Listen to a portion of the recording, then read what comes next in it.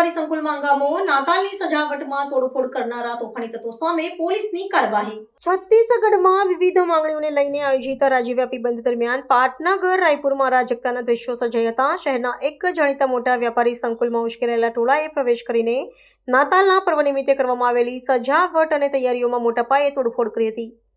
આ બંધના સમર્થનમાં નીકળેલા પ્રદર્શનકારીઓએ સુરક્ષાકર્મીઓને નજરઅંદાજ કરી સ્કૂલની અંદર તોફાન મચાવ્યું હતું, જેના કારણે ત્યાં હાજર ગ્રાહકો અને મુલાકાતીઓમાં ભારે ગભરાટ ફેલાયો હતો।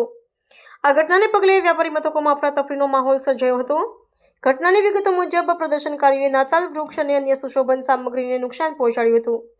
હિંસક બનેલા ટોળાએ વ્યાપારી સંકુલના સંચાલકોને કામકાજ બંધ કરવા માટે ધમકાવ્યા હતા અને તોડફોડ દરમિયાન સૂત્રોચ્ચાર પણ કર્યા હતા।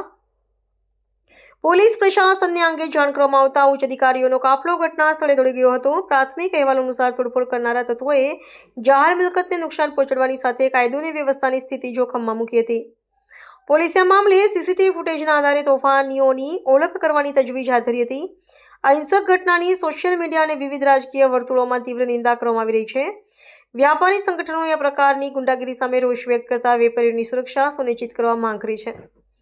રાયપુર પોલીસના જણાવ્યા અનુસાર પરિસ્થિતિને કાબૂમાં લેવા માટે વધારાનું પોલીસ બળ તૈનાત કરવામાં આવ્યું છે અને જવાબદાર તત્વો સામે કડક કાનૂની કાર્યવાહી કરવાની ખાતરી આપવામાં આવી છે।